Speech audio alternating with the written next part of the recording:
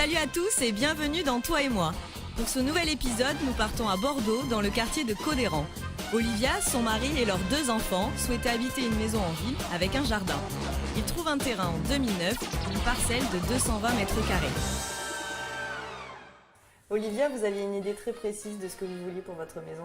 Oui, on cherchait un terrain pour faire construire une maison avec une piscine, un grand garage, 3 chambres et 2 salles de bain. Donc on s'est mis à la recherche d'un terrain. Ce qu'il faut savoir, c'est qu'ici, ce n'est pas un premier choix. On a visité un premier terrain, donc nous avions fait appel aux architectes pour qu'ils nous disent un petit peu ce qu'ils en pensaient, voir si ça pouvait correspondre à notre programme. Après une petite étude, il s'est avéré que ça ne pouvait pas correspondre à ce que nous souhaitions parce que le terrain était trop petit. Nous, il nous paraissait de bonne taille, mais ils nous ont dit que par rapport aux règles d'urbanisme, enfin, moi je ne connais pas grand-chose, ça ne serait pas possible. Et nous sommes tombés sur ce terrain et ils nous ont fait une proposition de projet.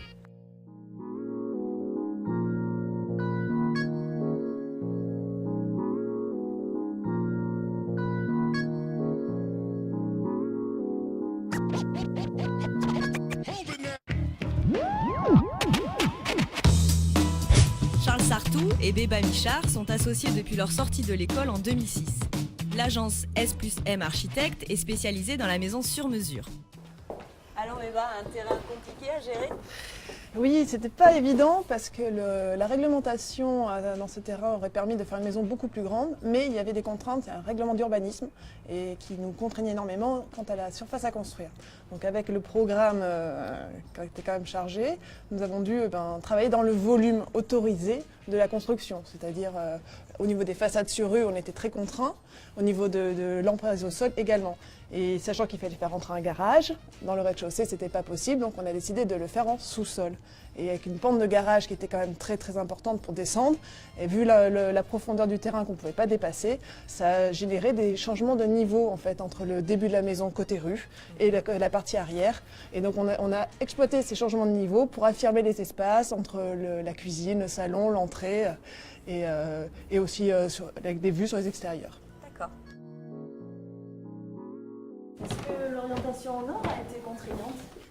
Alors Charlène, tout à fait oui, parce que par rapport aux volontés des clients, c'était de bénéficier d'un maximum de lumière et d'un maximum d'ensoleillement. Mais le terrain, il est façade nord comme tu l'as dit, et façade sur rue plein sud. Donc par rapport à l'intimité, c'était pas simple d'ouvrir entièrement la maison sur la rue. Donc nous, on a décidé de créer un patio à l'étage pour récupérer l'hiver le soleil direct. Donc comme on peut le voir ici, en hiver, le soleil vient taper ce verre qui est en 2e jour et du coup nous amène dans le salon, dans la maison, le rayonnement direct du soleil. Donc en plus de ce verre fixe, pour le salon, en bas, on a une grande baie vitrée qui fait toute la largeur de la maison et qui permet un apport de lumière très très conséquent. L'avantage aussi, c'est comme du coup là, on est plein nord, on n'a pas eu besoin de protection solaire parce que le verre chauffe pas, puisqu'il ne prend pas de rayonnement direct.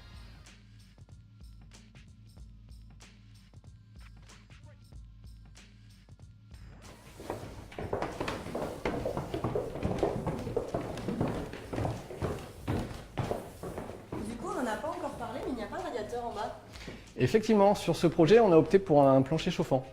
Alors plusieurs raisons à cela. Première raison, comme on l'a vu tout à l'heure, il y a une très grande baie vitrée. Et cette grande baie vitrée qui est plein nord, ça devient une paroi froide.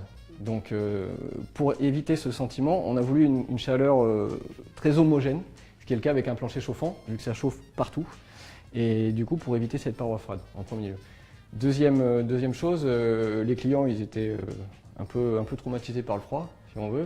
Du coup, dans des vieilles maisons, tout ça, du coup, ils voulaient quelque chose de très homogène et d'efficace. Donc le plancher chauffant, c'est vraiment une solution très bien. Et dernière chose, pas de radiateur sur les murs, comme tu l'as dit. Encore une fois, il n'y a pas énormément de murs, puisque c'est un espace très ouvert, il y a une grande baie vitrée. Du coup, quand on veut mettre un ou deux meubles, tout ça, c'est un avantage.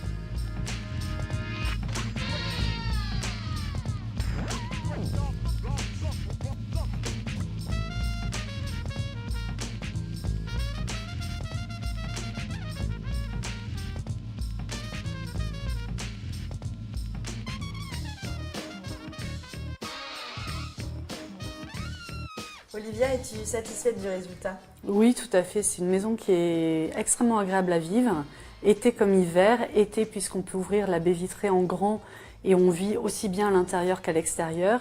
Et en hiver, il y a vraiment, par la paroi fixe, toute la lumière qui rentre et la maison est extrêmement lumineuse, même en plein mois de janvier.